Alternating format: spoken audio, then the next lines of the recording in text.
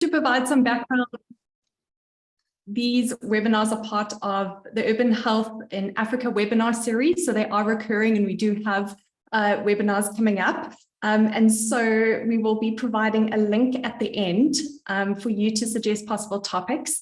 And we would very much like to hear from you so that we aren't just conjuring up these topics ourselves, but really are informed by your interests and things that you need and would like to know about. Also, just to introduce the team, I am joined by my fellow steering committee members for this African community of practice. We've got Tolu Oni, Charles Ebekemi, Gina Gonzalez, Milan Tondo, and Amolo Ambole, who I don't see on the call. I think she is currently in another meeting. But yeah, just welcome everyone. Thank you so much for joining us. As a very quick and fun way to gauge who is in the room, we have a link to a poll which Gina will be sharing, and it should pop up on your screen. Please, can you just let us know which country you're currently based in, your city, institution, country you're based in, and which area you're working in mainly, or actually any.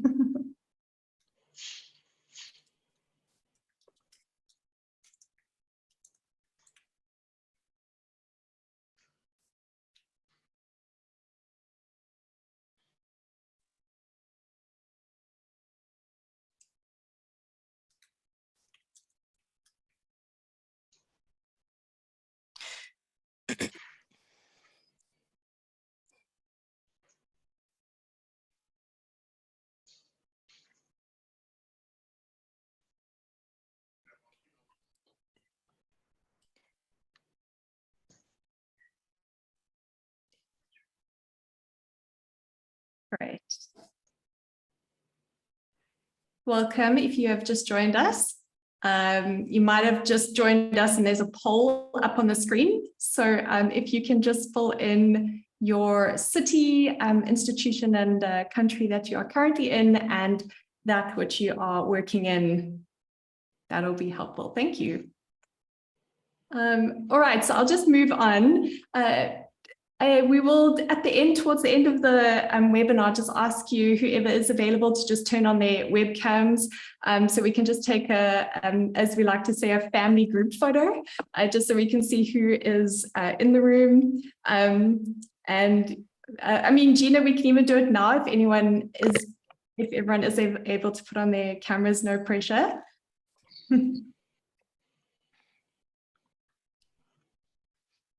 Awesome, welcome everyone.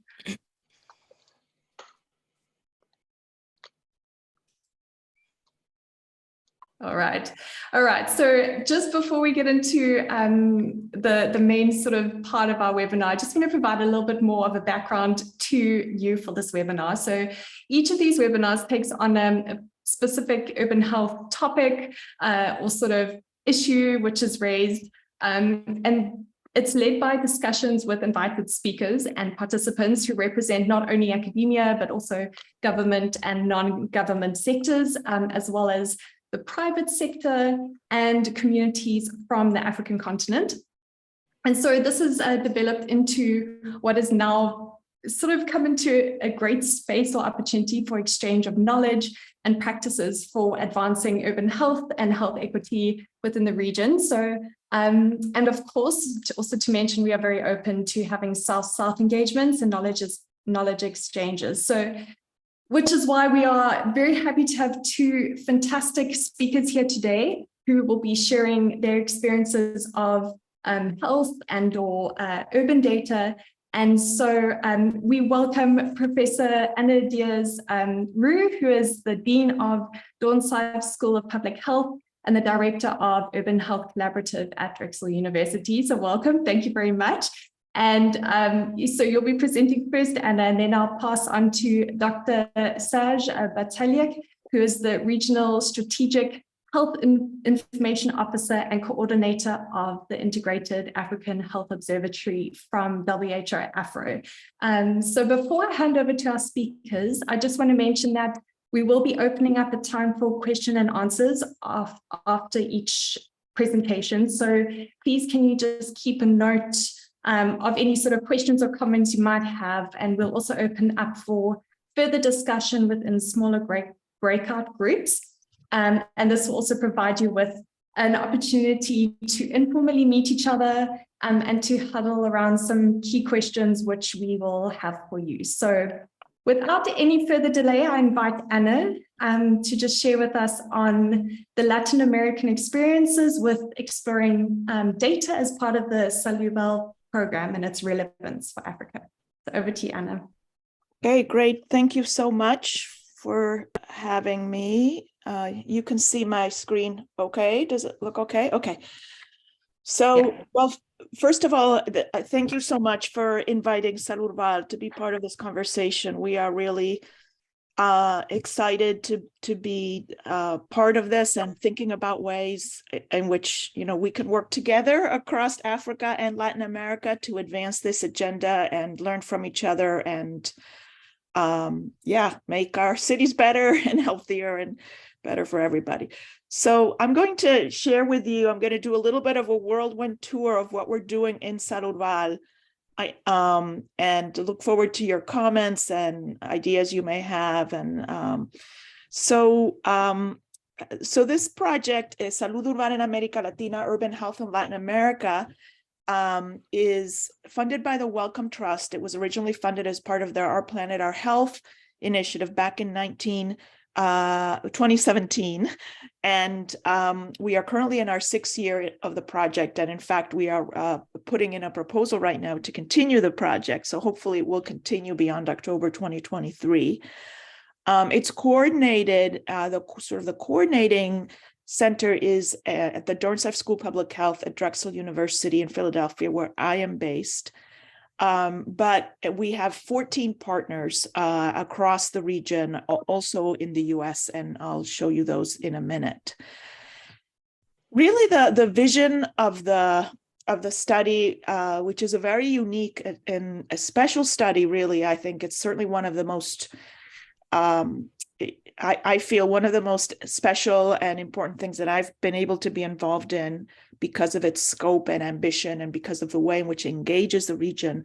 The vision is really to create the evidence base needed to make Latin American cities and hopefully other cities, because we feel we can learn across regions, healthier, more equitable, and environmentally sustainable. So those 3 things are, important as outcomes to us: overall health, equity, and also environmental sustainability. But it's not only about creating the evidence base, it's also about engaging policymakers and the public in a new dialogue about what are the drivers of health in city and what we can actually do as a society. And last but not least, to really create a platform and a network that will continue into the future, continued learning and translation into the future. And these are the partners across the region. We in the US, as I said, the coordinating center is Drexel University. We have a very important partnership with Berkeley. The lead there is Daniel Rodriguez, an urban planner from Colombia. Much of the leadership of the study is from the region, even though some of us don't live in the region anymore. And we've also had some involvement of Washington University in St. Louis in the systems part. It's a smaller role. And then, as you can see, many institutions across a number of countries in the region. We actually include 11 countries from the region are represented because the Central American hub at INCAP includes several Central American countries. And so the study has 4 aims, which are listed here. The first aim, which perhaps is the most relevant to this meeting, is to use data, compile data, existing data, process, harmonize, do whatever we can with it to really identify what city and neighborhood factors are driving differences in health and health inequities across cities, but also within cities, as a way to identify potential areas for policy and create a story about what's important.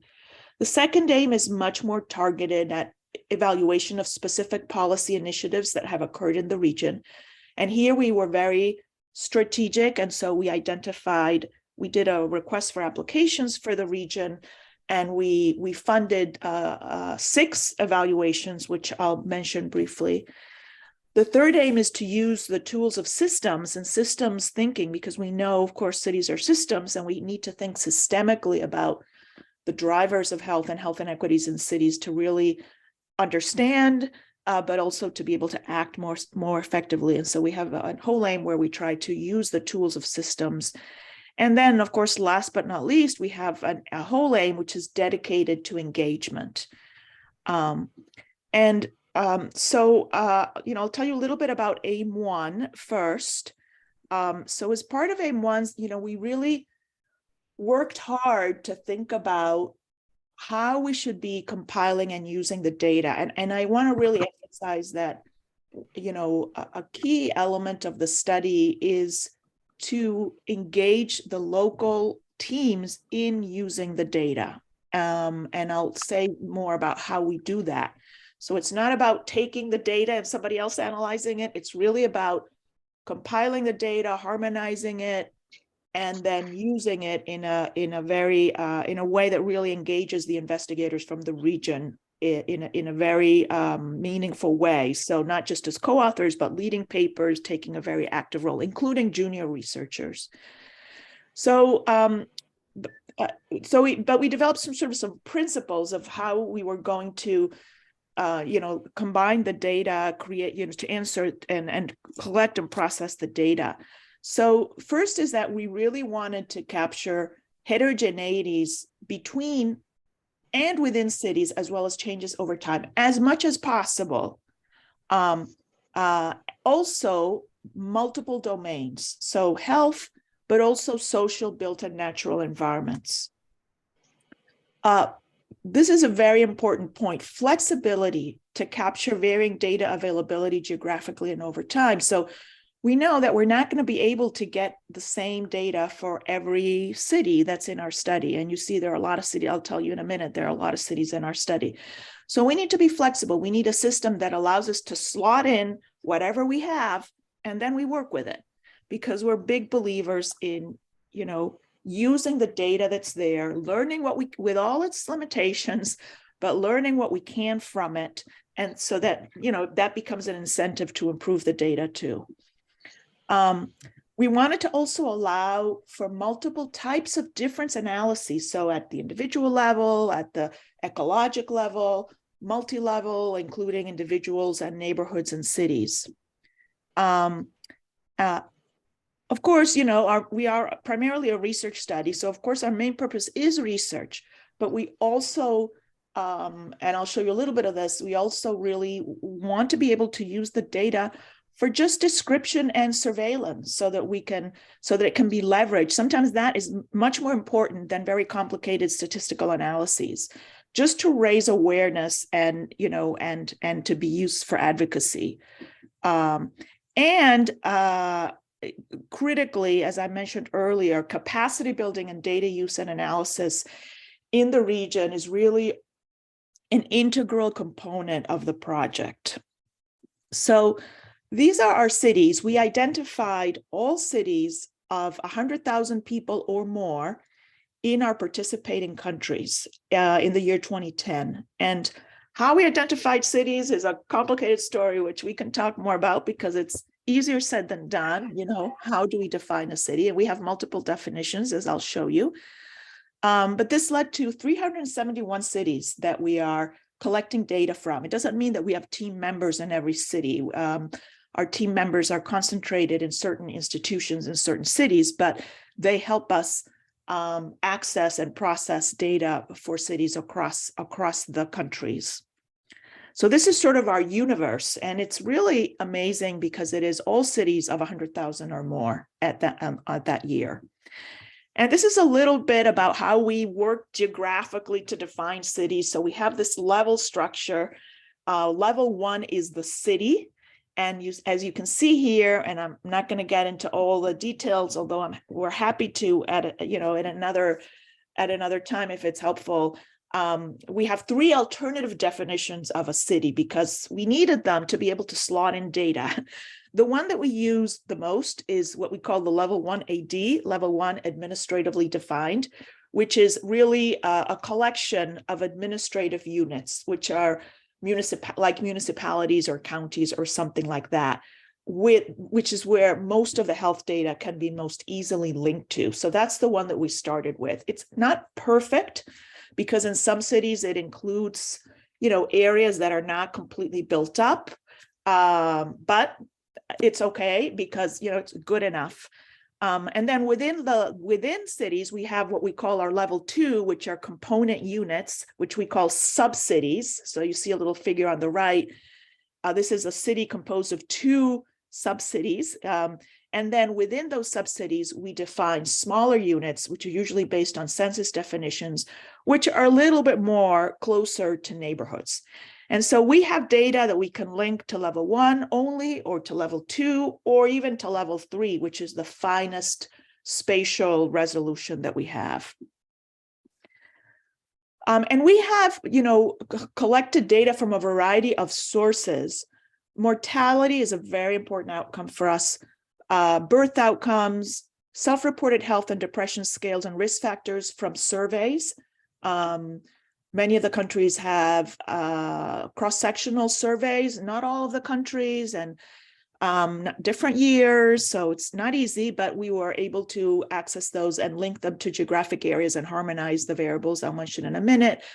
And also morbidity data. This is really our thinnest area, but we are working to expand it as part of the next phase of SALURBAL, which is data on hospital discharges. Again, and some of this is only available for some countries.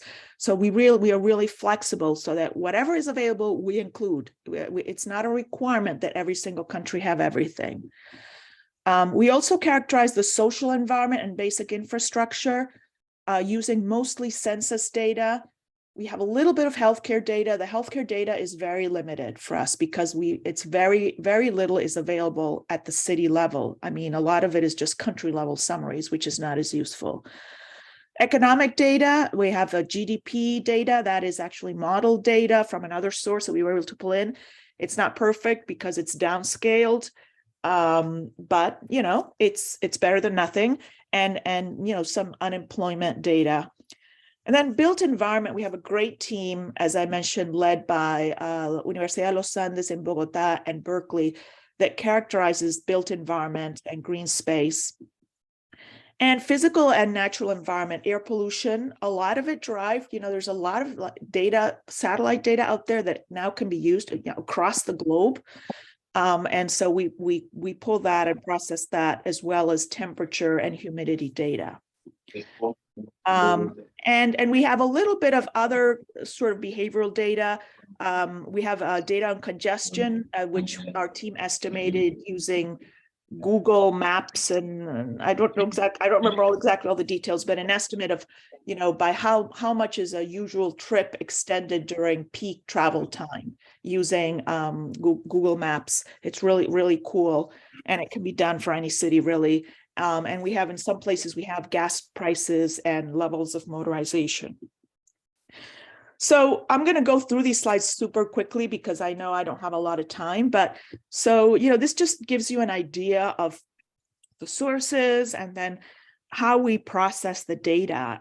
So, for example, for mortality and birth outcomes, of course, we compile the vital registration data. We harmonized the key variables.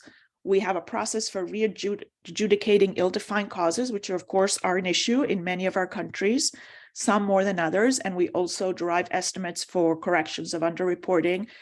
Again, these are not perfect, but they're, they allow us to move forward. And then, we calculate mortality rates, but also life expectancy for cities. And I'll show you some of that. And then we create analytical databases that people can use to look at different things.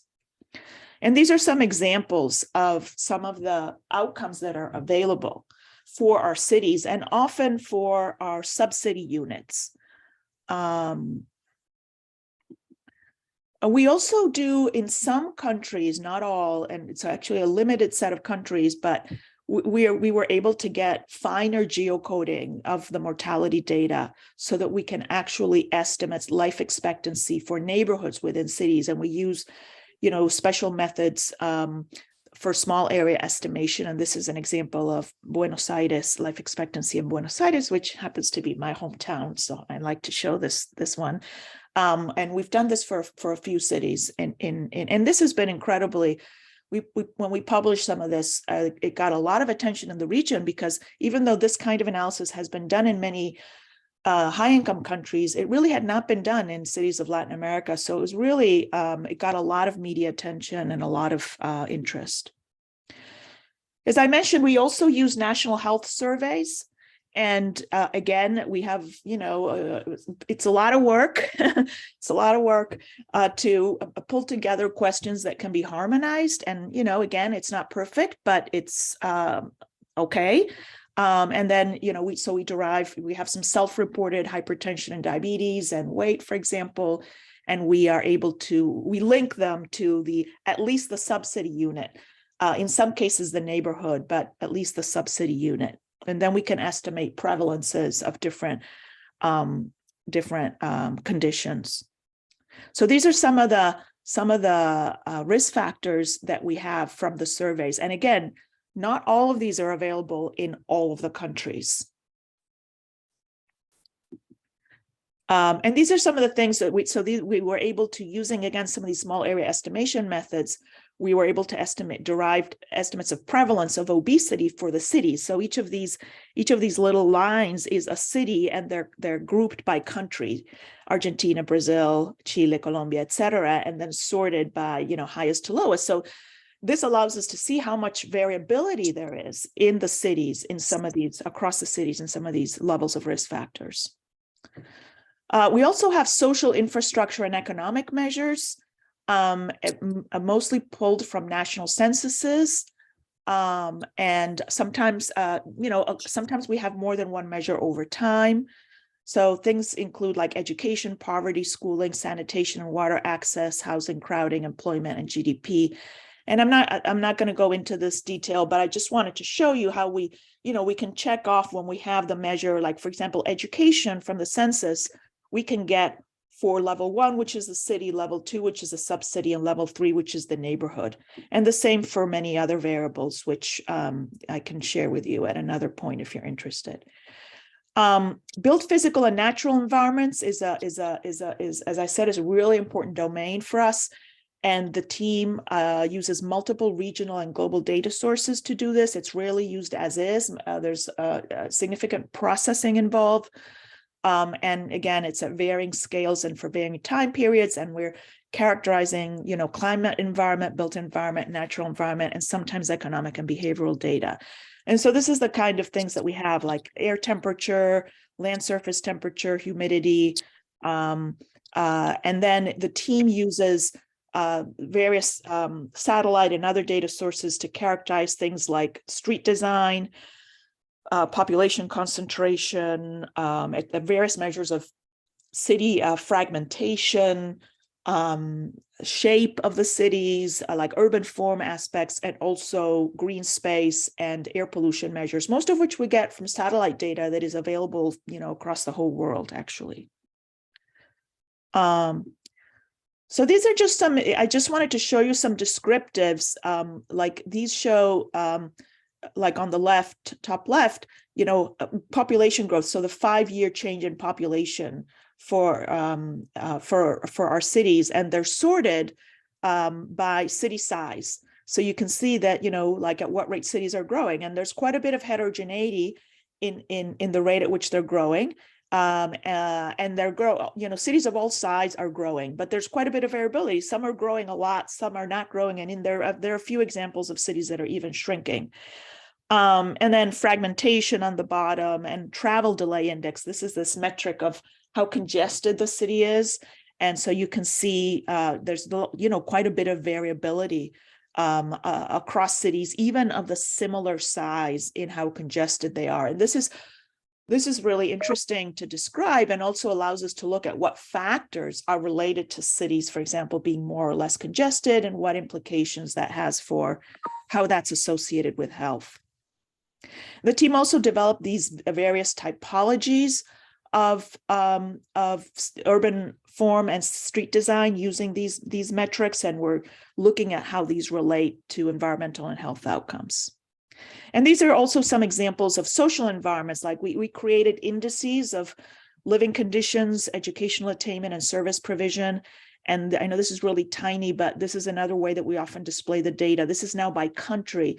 So each box plot is a country. So like Argentina is on the left, and then the other countries are along the x-axis. And we often use figures like this to show, yes, that there's differences across countries. Of course, living conditions are much better in Argentina than in some of the other countries, for example. Sorry, I can't see the other ones. They're so tiny. But there's also a lot of heterogeneity within countries, sometimes even more. So cities within a country are not the same. There's a lot of variability within countries as well. This is an example of life expectancy.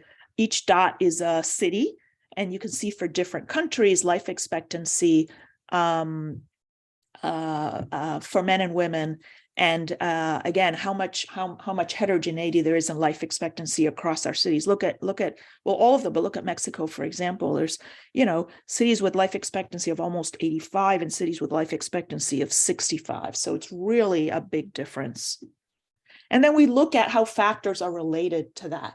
So this is a paper we published looking at how cities, various city characteristics are related to differences in life expectancy across cities, and in particular, the social environment index, which is a combination of education, crowding, water, and sanitation, turned out to be the strongest predictor of differences in life expectancy across cities. These are just quickly some other examples of things that we've done with the data that I just wanted to show you. Infant mortality, factors associated with infant mortality, with road traffic mortality, denser cities, cities that are more fragmented. So denser cities have lower traffic mortality, as do cities with better social environment, but cities that are more fragmented have higher road traffic mortality, and mass transit is associated with lower traffic mortality. So these are some of the examples of the analyses that we can do. And I know I don't have a lot more time, so I'm going to move quickly. These are some of the small area analyses that I described earlier. We also relate life expectancy across neighborhoods to things like the education of the neighborhood. And this has also been very, it's a simple analysis, but it has gotten a lot of attention in the region. And of course, temperature is something, and heat is something that we've been working on recently. This is from a paper that we recently published, and it shows these are examples of 6 cities, and you can see the temperature distribution in the histogram, like across the year. And then at the top, the relative risk of death at different temperatures. And so in red, you have how the risk increases above what's called the minimum mortality temperature, increases very quickly, say in Buenos Aires, and increases very quickly as temperature increases. And it also increases, as temperature decreases, because, colder times, there are more deaths too, but the slope is much, much steeper at higher temperatures. Now that's not the case for all cities, because some cities are in more, temperate areas where there's less, the temperature just doesn't get high enough to have an impact. But this allowed us to sort of draw some conclusions about the potential impact of changes, predicted changes in temperature on mortality in the region. We're also developing data dashboards and visualizations. This is not released yet, but that allow us to look at the distribution. Well, actually, for COVID, we did release this, but allowed us to look at the distribution of deaths across different cities over time. And so we're working on releasing that soon to make whatever data we can make public available. And a data portal as well. This is still in process. Very quickly, because I know I'm at time, I just wanted to share a little bit about the other aims of the project. This is aim 2 is a policy evaluation aim, and we have funded policy evaluations in 4 different areas. This is one example evaluating the health impact of a new cable car in Bogota, Colombia, comparing the neighborhood that got the cable car to a controlled neighborhood. A project on changes in speed limits in Mexico City, a project on extension of biking in Mexico City, project on improving housing conditions in low-income neighborhoods in Chile, similar in Brazil, and a project on health warnings on processed food. So these are relatively small projects, but incredibly powerful. In AIM 3, we did systems approaches. Some of you may have been involved in this kind of work. We did workshops using group participatory group model building where people stakeholders develop causal loop diagrams and that help them think about the drivers of health in cities and some policy options. So this is an example of a causal loop diagram that was developed by this stakeholder team. So they get, very specific skills in how to create these and how to interpret them and how to use them. And then we're also doing some simulation modeling of commuting behavior to look at the impacts of policies and also food purchasing, particularly consumption of ultra-processed foods. And then our AIM 4 is dissemination and policymaker engagement. And these are some of the objectives about, policy relevance, public engagement. And we have produced briefs, policy briefs, data briefs. This is the most recent one that we launched is actually on the collection of race and data in Latin America, which is an area that has not gotten a lot of attention. And this was done jointly with the Ubuntu Center here at Drexel. And we do a lot of digital dissemination and media, especially, of course, regional media. And then events. We before COVID, we did a number of in-person events. And we have actually a meeting coming up in Mexico in a couple of weeks where we'll be doing some of this too. And I just wanted to finish up, noting that, of course, there are challenges in big challenges in this study. We have language differences. We have different time zones. Keeping everybody engaged across the region is really important. Fostering, the team participates, making sure that voices from all parts of the project are heard, engaging young researchers while still, ensuring that the study delivers on its products. Flexibility has been really, really important. Being able to adapt to shifting phases of the study and priorities, and of course, doing all of this while making sure that we deliver on what we committed to. And so, we developed a number of strategies to stay organized and connected. We have a clearly defined governance structure. We have policies and procedures. We have built-in peer review processes of every paper that we write goes through, has a working group and has a publication. It goes through a review by a publications committee, which involves review by peers, both the proposal and the paper before it goes out to be published. Of course, meetings, intranet, trainings, workshops, and really trying to create a welcoming environment. Our meetings sometimes are in English, but then they have pieces in Spanish and Portuguese, not as much. The poor Brazilians have to speak Spanish. But, we try to create an environment that is welcoming and open to all languages. So, we have an executive committee and an external advisory panel, and then the principal investigators also form like a bigger team that meets monthly. And then we have a publications and presentations committee, various data cores, and some partners as well that we work with. So I think I'm out of time, so I'm going to skip this. We have a whole process for people proposing to use the data, which involves review by a committee, and the committee approves the proposal before it goes forward. Then when the paper is written, it comes back to the publications committee and gets reviewed and gets input again from the team, and then it can go out to publication. So it's a lot of work, but it's really important because it's a way that junior investigators can also get input on their papers as they develop from their co-authors, but also from the broader SALURBAL team. And I think I'm out of time, so we have a newsletter, and we have many meetings and workshops. We've done a number of workshops as well, and really creating, we have this, and here I'll end, we have this sort of theme to the study, which is making the impossible possible, hacer posible lo imposible. And really, this is our attitude and our philosophy. We once had a colleague, when we started out, we were looking for survey data from Central America and we couldn't find any. And then one of our team members somehow, I don't know, he did some sort of research and he was able to find some of the survey results in a cabinet somewhere. And so that inspired us to create this award in SALURBAL that we called the Making the Impossible Possible Award. And so he was our first awardee, because this is kind of, what we do in our study. Things that seem impossible, we make them happen.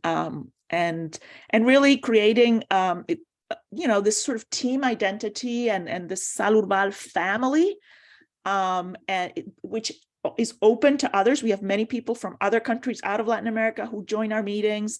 Really the culture of respect, openness, inclusion, connection, transparency, and democratic decision making, and the in-person meetings, of course, have been important in creating that kind of environment. So I'll stop there. It's a really special project, as I said, and that we're very proud of and happy with, and we hope we will continue, and happy to share what worked, what didn't work with everyone, and think about how we can extend, how we can, if there's any way we can support work in other regions like this and learn from other regions. We're delighted. So I'll stop there. Thank you. Thank you very much, Anna. Yeah, that was just really insightful. I think a lot of good take-home messages.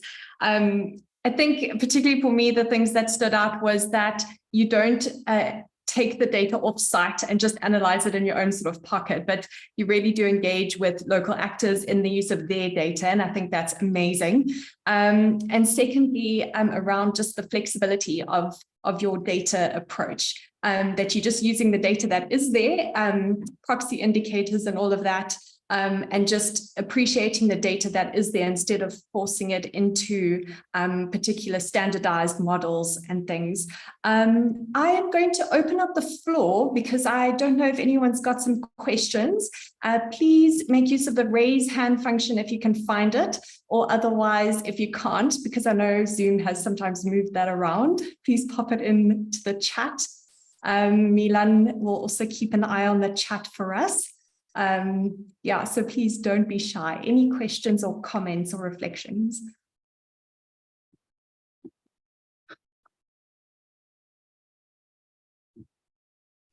While you're thinking, I can start us off. Oh, there we go. Virginia. Hi, thanks so much for this very interesting presentation. I would be interested in knowing a bit more the system thinking application to this very large, impressive project.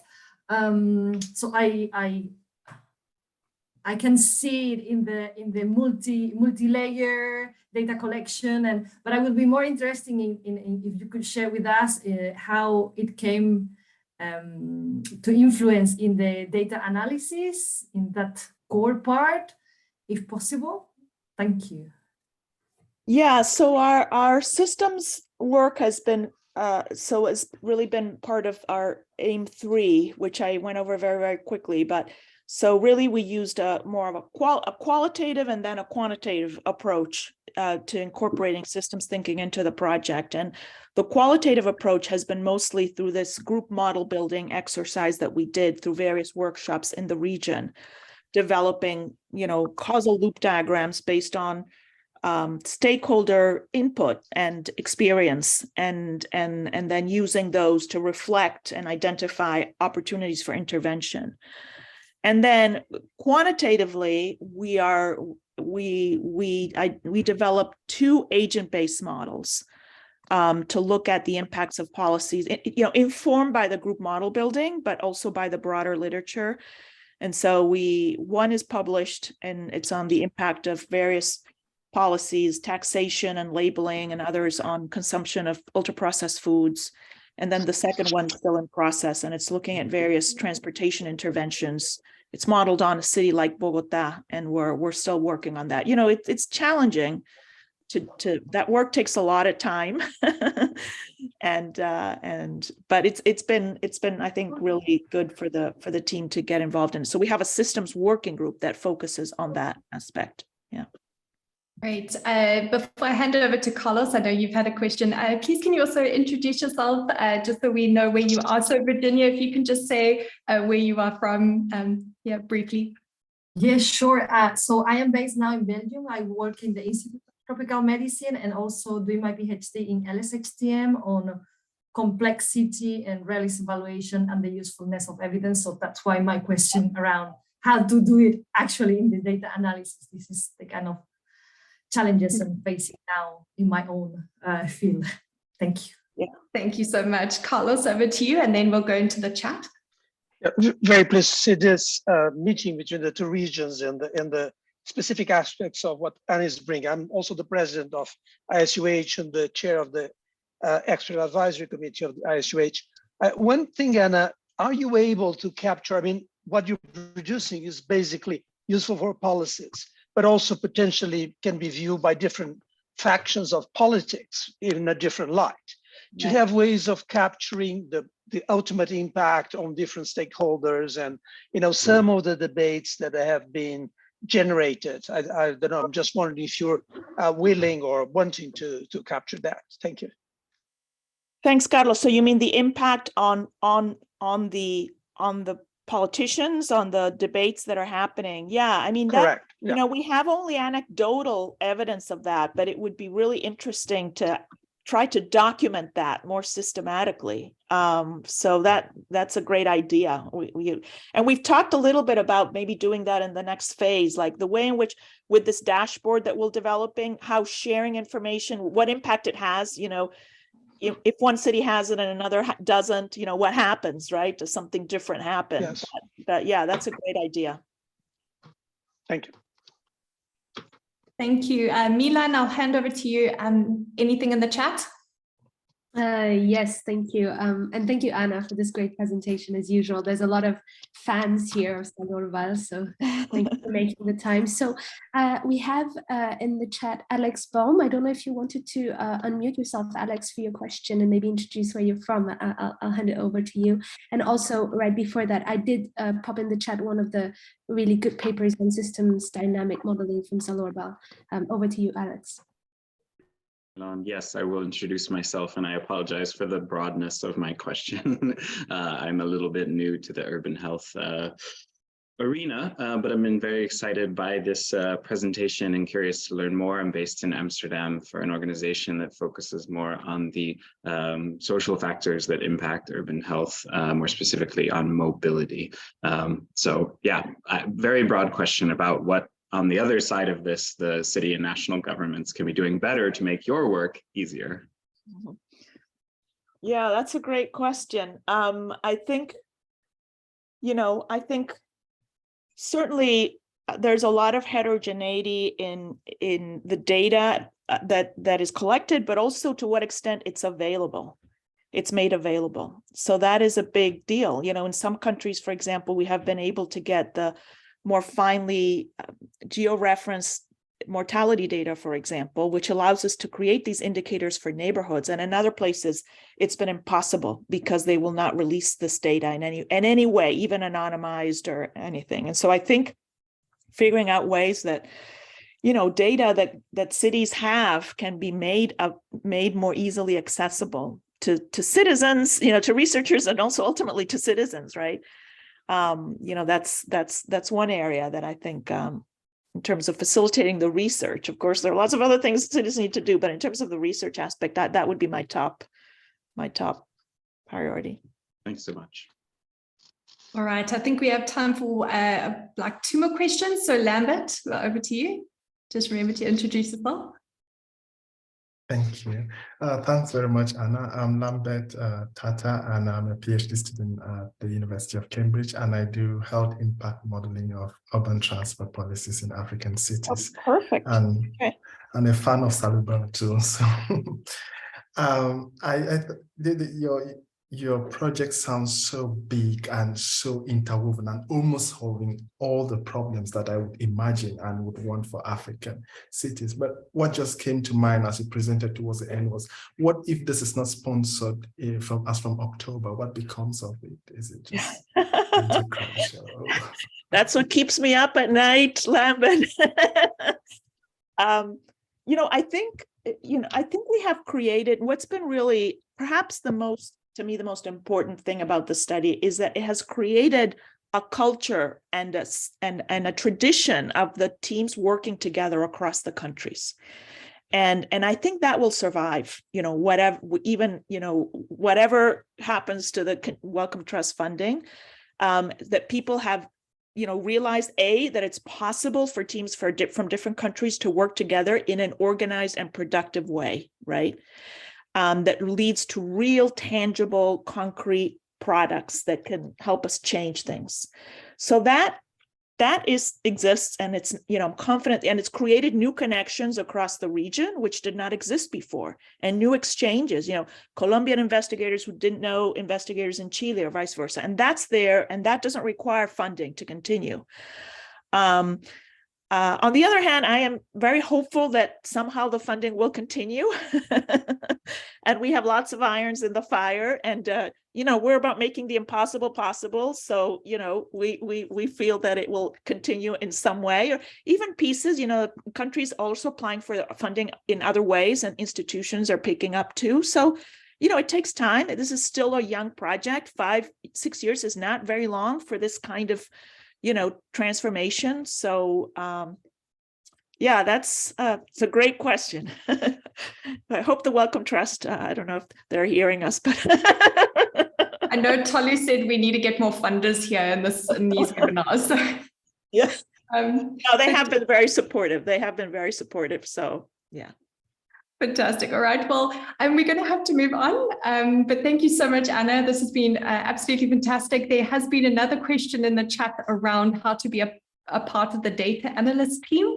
So I'll leave you to maybe mention email me. Feel free to email me, and we can connect. And I'm going to I'll try to connect back on, but I have to transition to another place for another meeting. So I'll try to connect, but apologies that I probably have to sign off and be in and out. But we're available for any future conversations, collaborations. We're delighted to work with this group. So thank you so much for inviting me. Thank you, Anna. Right, we're going to transition from the Latin American context now into Africa, and we'll be handing over to Saj, who will be presenting on the ongoing work from the Integrated African Health Observatory. So welcome, Saj, and feel free to start your presentation. Thanks, Amy. Happy to be here. I think, thank you for inviting the African Health Observatory to share what we have been doing. I hope you can see my screen. It's not yet in PowerPoint mode, but we can see it. There we go. It's all good. Thank you. Okay, I will do a presentation on Integrated African Health Observatory and human health data in Africa. So basically, why the Integrated African Health Observatory? Such a background where we are coming. So there are 2 declarations around primary healthcare approach that were made in 2008 in the continent, the Declaration of Ouagadougou and the Declaration of Alger. One of the key message of finding was that there was lack of information, to take good decision at the time. That's where member state of the regional of African region decided to set up the African Health Observatory as a resolution of the regional committee. So that was in 2009, and the African Health Observatory was set up in 2010.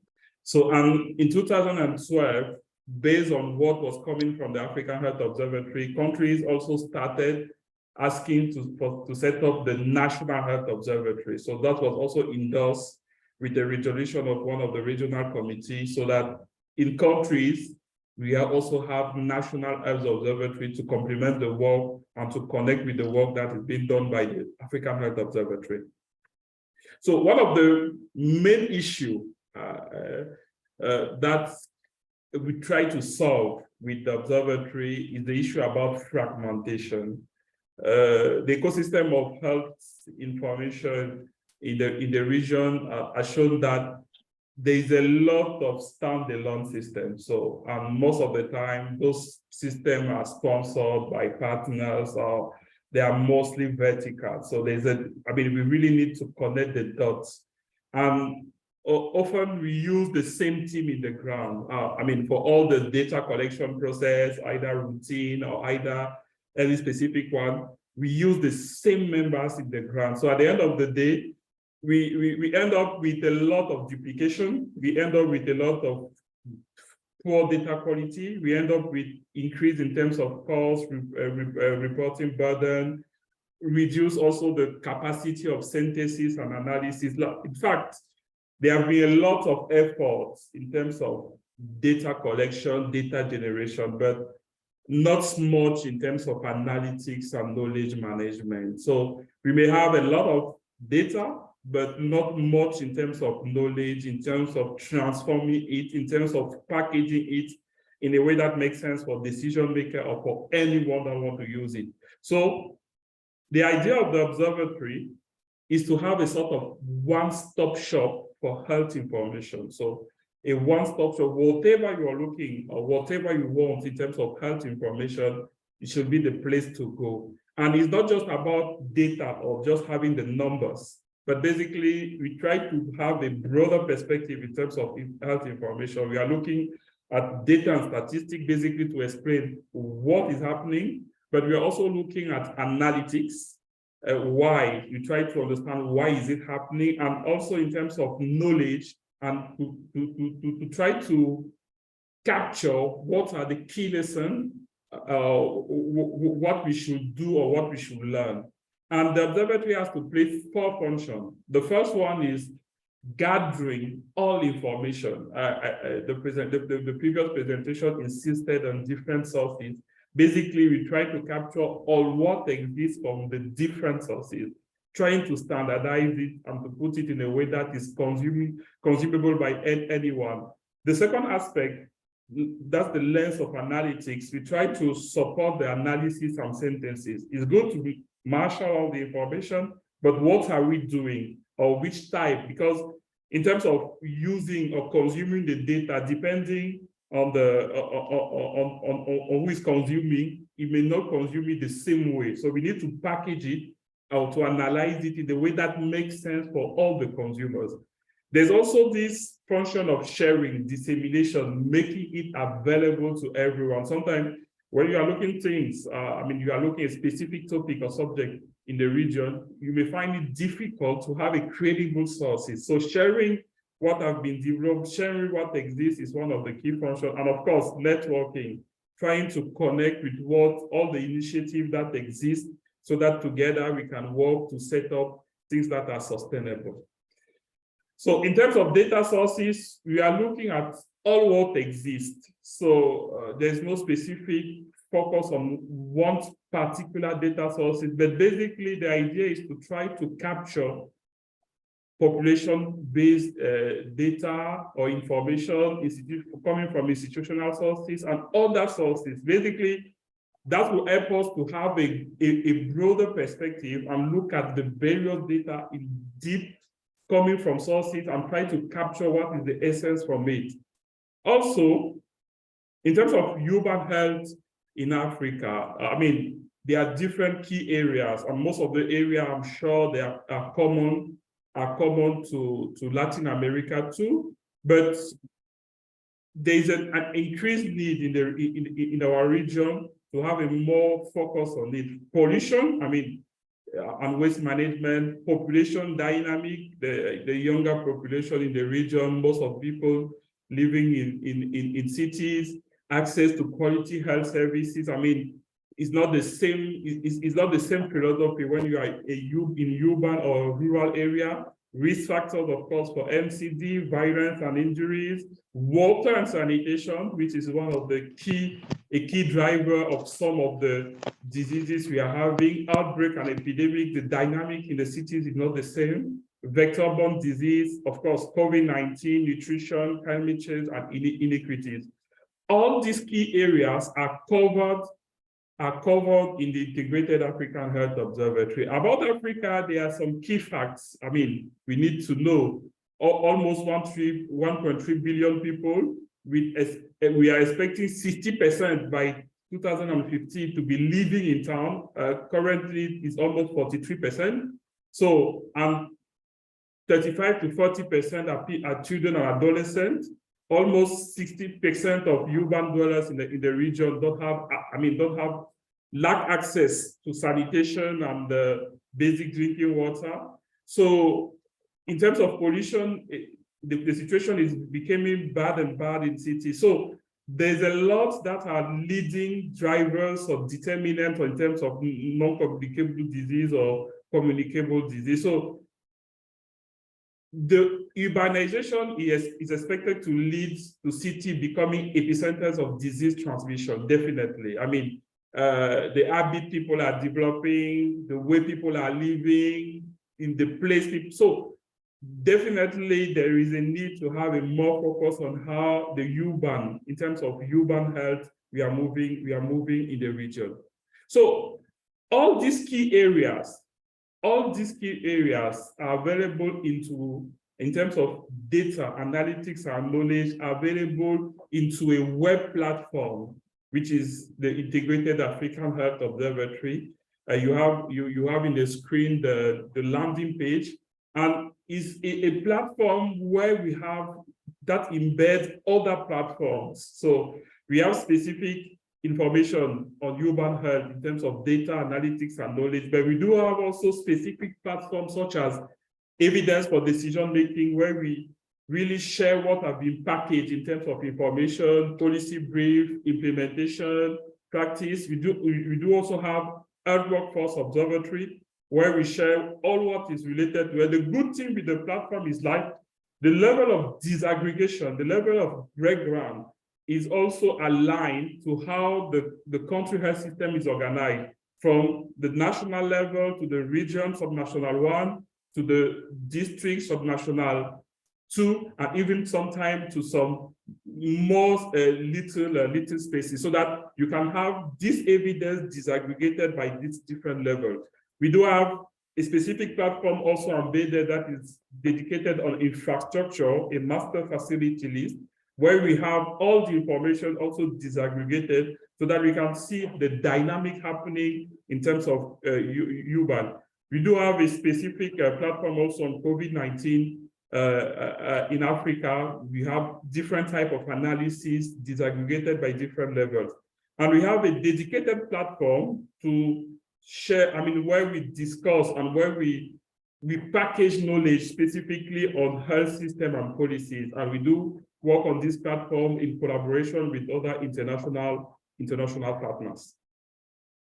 So as I was just explaining, in the Integrated African Health Observatory, we try to cover all the outcomes in health, starting from universal health coverage, health security, and of course, determinant of health, in the idea of the Sustainable Development Goal. So basically, the platform helps us to capture what is happening in the region in all these various aspects, from availability of services, social outcome, economic outcome, inherent system resilience, or emergency and response. So we try to work together with all the different partners and with all the different actors in the continent, and mostly the member states. The good thing with the connection of the Integrated African Health Observatory is that we are working with the member states from the ground, and they are the one contributing, dealing with all the information, and trying to share what is available. we have tried to showcase some of the specific work we are doing in line with human health data.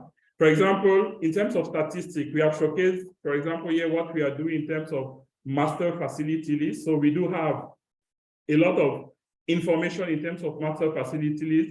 Of course, we do have the repository, the full repository in terms of health and health-related data. And also, we are currently working on what we call the subnational unit functionality assessment, where we try to capture the situation in terms of health outcome at the level of the different districts. So in terms of, we have just showcased some of them, not everything. Just for the purpose of the presentation, we just selected a few of them. So in terms of analytic, we try to have a different perspective. Remember, the analytic, from our understanding, is to answer the question, why is it happening? So we do have a lot of dashboards, and one of the dashboards that is being mostly used in the dashboard on the outbreak and emergency in the WHO African region. And we can see the dynamic of different outbreaks and the place, the various locations where those outbreaks are really doing bad. We also have developed what we call fact sheets, and we do develop fact sheets in different domains, in different areas. One of the fact sheets we are highlighting here is the situation in the Sahel zone. The Sahel zone in the continent is a group of 6 or 7 countries that are facing specific challenges related to the climate, or related to what is going on in terms of political changes and things like that. So we do have also specific performance reports that are available in terms of analytics. In terms of knowledge and evidence, of course, we develop blogs, newsletter, and I presented the platform on health system and policies, which is also one of the key components when we are talking about knowledge and evidence. And we do have all these social media platforms where we interact to make sure we share what is available in terms of information.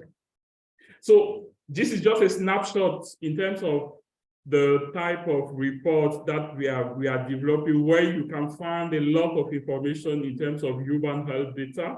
So we released in December 2022 a report on the Atlas of African health statistics, where you will find a lot of domains that have been developed in terms of Atlas. I think some of the links are shared in the chat so that you can have more and more information.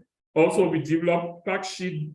Those are pieces of information that are easily consumable and that may help any decision maker or anyone that wants to understand what is going on in the region in that specific domain to have quick information in the hand, and that can help to develop more in-depth analysis. We just released this week a fact sheet on climate change, which explains what is the dynamic of climate change, for example, in Africa. Today, we released something on non-communicable disease risk factor, and we really explain what is going on and a different dynamic too. So that's the way we are using Integrated African Health Observatory really as a tool to strengthen data analytics and knowledge management.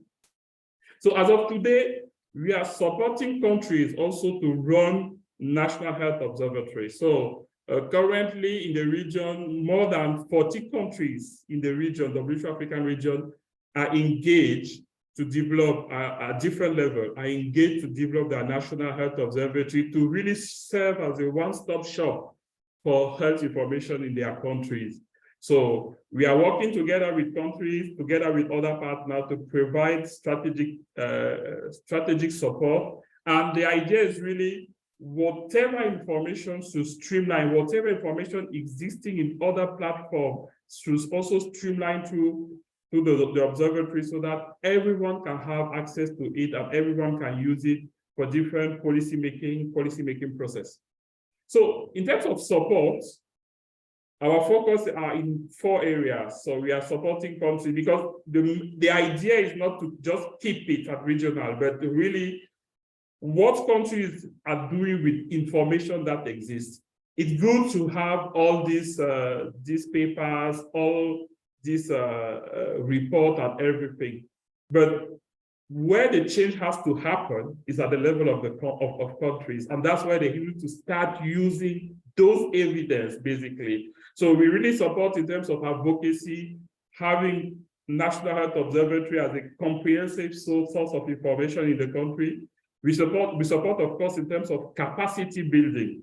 Sometimes they may have data, but how to analyze them, how to package them so that this can touch those who are the decision makers. We also support in terms of general technical support based on checking, monitoring their priorities in different areas, and of course, human health. We also open to collaboration with institutions and different government in terms of data, evidence, effort, and peer-to-peer exchange. So I will pause there, and I will be happy with colleagues. I have some colleagues that are also connected, so they will be happy to respond to all your questions. Thank you. Thank you so much for such an valuable presentation. I think this is so critical because Africa has always had data. It's just that we've needed to find ways to improve the access to it. And I think the work that your team has been doing is being just that. It's increasing this accessibility to really important data across the region. So thank you so much for that. We will open the floor to questions, and also do not hesitate to put it in the chat too. Carlos, no need to introduce yourself again, but please, yeah, go ahead. Thank you. Thank you, Serge. One question is about, you have data on COVID-19, and there was a lot of work in WHO in infodemics. Do you also capture the kind of misinformation, and you have a way of using that in the observatory? Was that part of your remit, or part of the kinds of things that you capture? The opinions and the misinformation, the disinformation, which was made on purpose. Presumably there are infodemics managers in African countries. So wanted to know about that. Thank you. Okay. Do you want me to respond directly or to take a group of questions first? I don't know what's the plan. Yes, you can respond directly. In the meantime, we'll monitor the chat for additional questions. Okay. Yes, go ahead. Okay, thanks a lot for the question. Of course, I mean, as all the global level, we have been suffering of this infodemic. I mean, it's still something trending. Definitely, if you visit the COVID-19 hub that have been developed, you will find some key analysis that were done in terms of what type of information of mostly fake information are spread in countries, and how we are working to give them good information. So definitely our work is linked. There is a dedicated team that was set up, a network even, and our work were linked to that team so that we can use the observatory to also spread the message about good information on COVID-19, and also monitor which information have been spread around and how we can counter this information and share the good information. So our work were really linked with the team on that specific aspect on the COVID-19 that have been developed under the IHO2.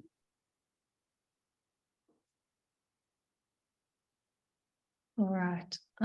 Carlos, does that answer your question? Yes, I'm just wondering if one could use, it's important to have epidemiological information, but Yeah. the dual epidemiology of what is talked about in terms of health, and what are the real health outcomes, and what are the health risks. There's a number of layers that we could be working with, and they're equally relevant for policy development and debates.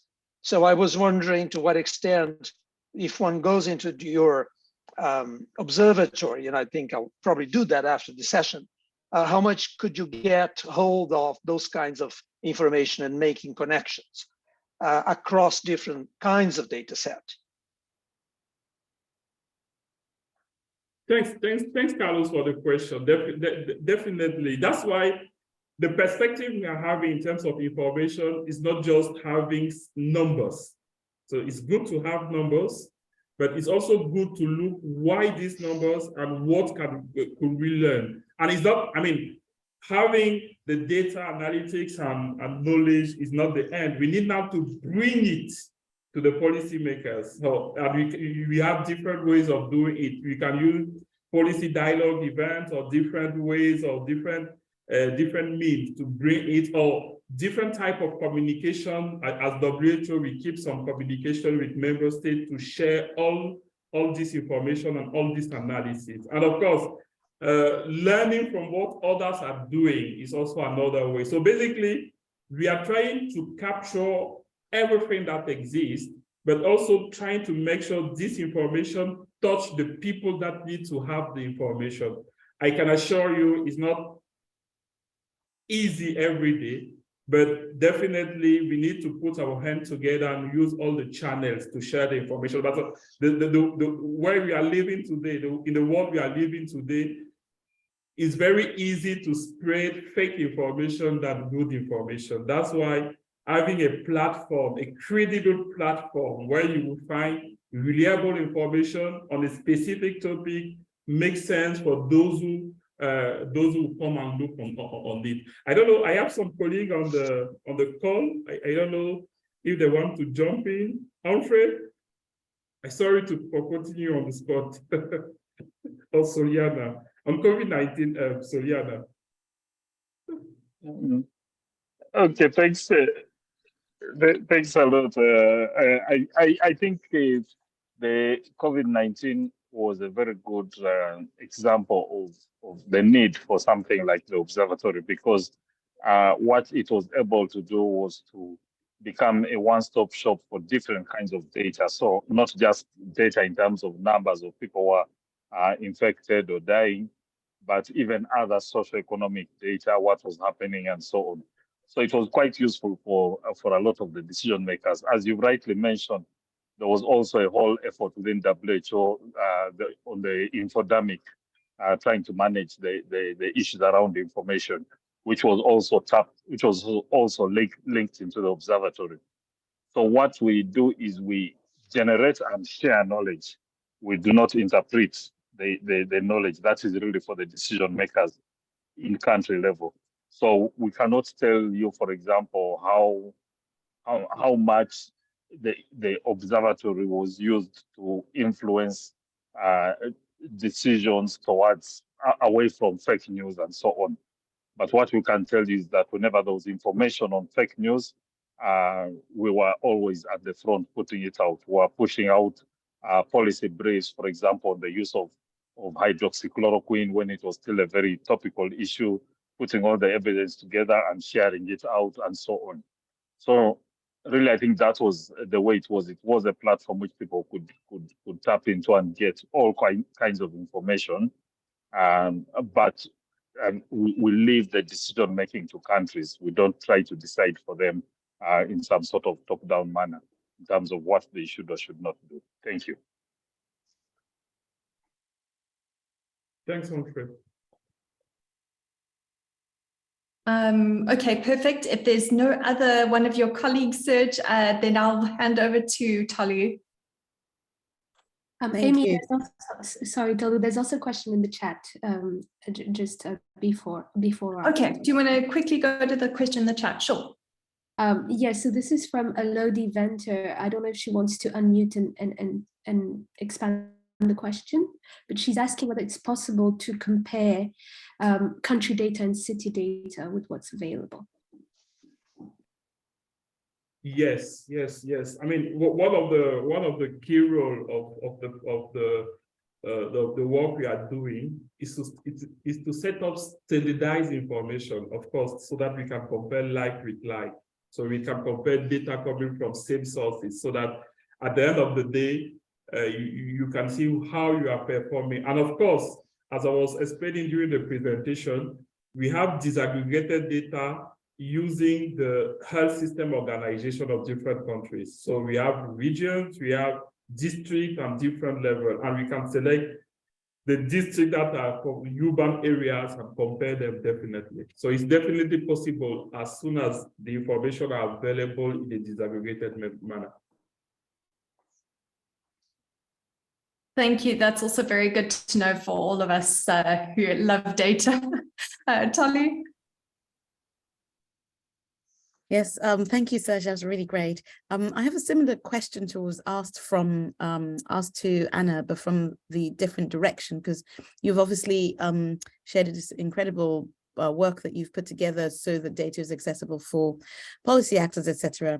So my question relates more to research. So what are the ways that these data and the kind of back end of these data can be available to support early career researchers? So in the same way that Anna was talking about having data to support the pipeline of researchers, what are the ways that you are thinking about the raw data being accessible and the process through which earlier career researchers in Africa particularly could have access to those data to support their training? Yeah, I think the platform is open. So the platform is definitely open, but maybe one point in the observatory, the model that is used, and since we are dealing with member states, we use data that have been validated by countries. So that's mean, for example, countries just have a survey on everything. At the end of the day, they will release a report with they have done the fine-tuning, the data cleaning and everything. And they have validated the values of different indicators or the different findings. Those at that level that we take the information and we put it on the platform in a different manner. So the idea is not, since it's a bit sensitive, because sometimes people may tell the story of a country which is not the true story. That's why we really encourage countries to tell their own story with their own data that have been validated. And basically, all this information, once they have been validated by the country and put online, is available for everyone, everywhere. So any researcher, anyone can get access to it. The raw data, for example, and everyone that is behind, not clean and so on, is not available there. But we may find ways to connect with those. I actually mean something in between. So by raw data, I don't mean the dirty data. I mean the clean data, but the data set. Right, so it's not analyzed. So, you know, is there a way of thinking about, so, I mean, I recognize there's obviously sensitivity, so it's not just put out there, but is there a way of potentially thinking about a process? So, you know, Anna described the SALURBAL, the process where you kind of propose what you would like to do, and then, you know, you have to present what you did with it before it's put out. So do you see a role for the observatory in working with the countries to access those clean data sets? Because we have this widening inequality between access to data for early career researchers on the continent to actually analyze data from the continent. And I think you're doing really great work, and you have the leverage to maybe convince and do that diplomatic work to convince member states to share that that clean data set, so that you become the arbitrators and the kind of through a curated process countries have access, because it's a huge problem. I mean, I'm seeing, you know, we have, and it's causing a widening inequality if we're wanting to train the next generation of urban health scientists and the researchers on the continent. I think a critical mission that we have to be prioritizing is how to support and ensure that they don't have to go somewhere else to find the data, and that we can actually help that as part of their development. So that was just a thought, and I can see a critical role that the observatory can play in that role, but you do need data sets and not just aggregated data for that. Thanks, Oni. I feel you completely. Definitely, there's a way where we can support in a way or another to connect to countries. However, we need to be, as far as data is concerned, there's a lot of sensitivity at country. I mean, it's very sensitive. But of course, we can play a in-between role to make this happen, definitely. Thank you. Thank you. I'm so sorry, Lambert, I see your question in the chat, but we are out of time for this segment. We're going to go into our breakout groups now. And then if there is time at the end, we can always revert back. But thank you so much for these incredible presentations, for both of your time, just explaining these things. It's really insightful. And I hope we can continue these type of discussions within our smaller groups now, which we will set up. Gina has pre-assigned them. But just to remind you that these are opportunities also for you to meet other people within this network. So it's a really good space to meet people, share. Please introduce yourself within the group, as well as not just looking at only the questions, but we have facilitated this discussion by providing 3 questions, which we can share in the chat, as well as a mural board, which you can then assign a scribe to use the sticky notes and write your group's responses to the questions on the mural board.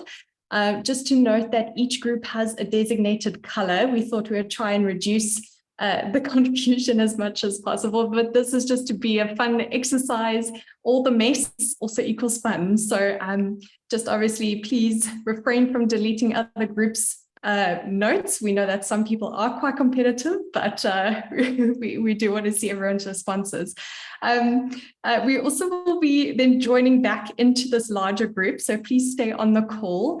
And once we are all back, if you can also just make sure someone in your group is willing to just speak for 1 or 2 minutes, just to highlight maybe a couple important points that were raised within your group, that will be fantastic. So the link to the mural board is in the chat. And if you are having any issues, just message Gina in the chat. But we should all be ready. So we have about 15 minutes or so. And then we'll see you back here. Thank you. Perfect. Well, thank you so much for staying around. We won't take too much longer.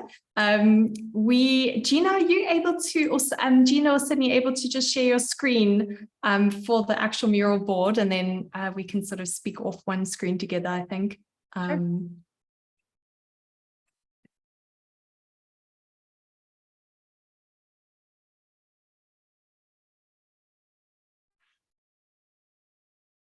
All right. So I've been tasked as the just report back for group 1, and then I'll hand over to other people for the other groups. But just a high level, our group, we represented, so Carlos obviously with ISUH, Lodi from Tshwane City in South Africa, and myself in Cape Town. And myself and Lodi work on urban health data at the city levels. Yeah, Lodi was just mentioning he works with a range of urban health data and some COVID data at the city level. And then around the actual blockages, we had just a high level conversation around just government officials often having a lack of understanding around the importance of urban health as a concept, and how to translate this across government sectors is probably one of the biggest blockages around even just accessing data for urban health. And then we were just chatting around maybe some of the political blockages that can sometimes occur around data, but maybe yeah, speaking more around like how can we create different kinds of data, as well as different conversations around health and health equity that then is engaging and able to release this data despite some of these political challenges. And then, of course, develop the SALURBAL or SALURBAL Africa collaboration and work. So that is just something to note. So I'll hand over. Is there anyone from group 2 or who is on the call still? Yes, I can probably speak to that. So I was in a group with Hugo and Haron, and we had a good chat about all the 3 different questions. For the types of data, we talked about sort of government level data, country data, in terms of census data and specific national and city surveys, which are frequently deployed by government officials. So all 3 of our themes was quite all three of the questions, our answers to the questions were quite linked, because some of the blockages we talked about was sort of using that sort of official government data, particularly, and some of the challenges around that.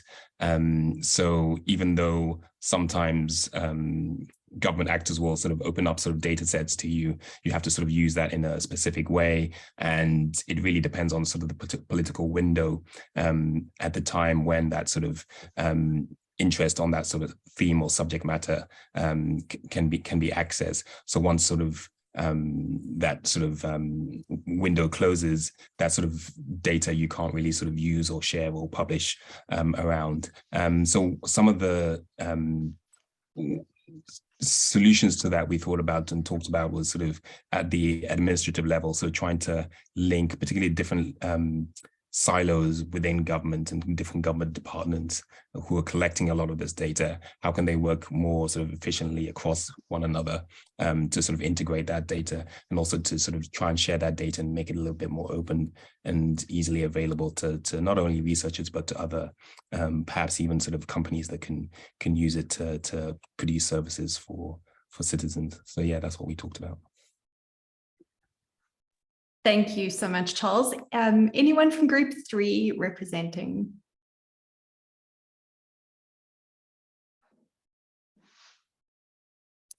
Is there no one? All right. Anyone from group 4?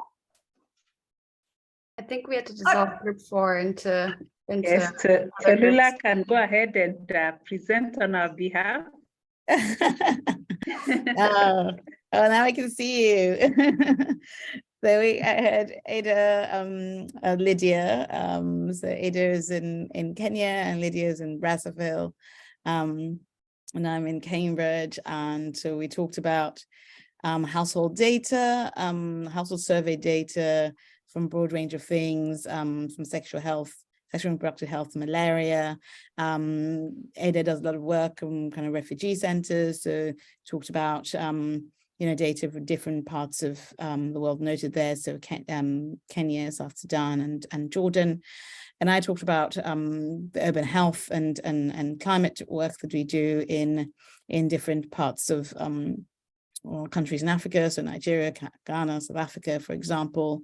And so adding on an extra dimension of environmental data as well, both routine and collected, but also participatory. And the blockages there's an interesting dimension Ada mentions about the population and the dealing with vulnerable populations being extra considerations of approvals to ensure you're not putting them in harm's way. So that's something to think about that we haven't maybe talked about, the nature of the population.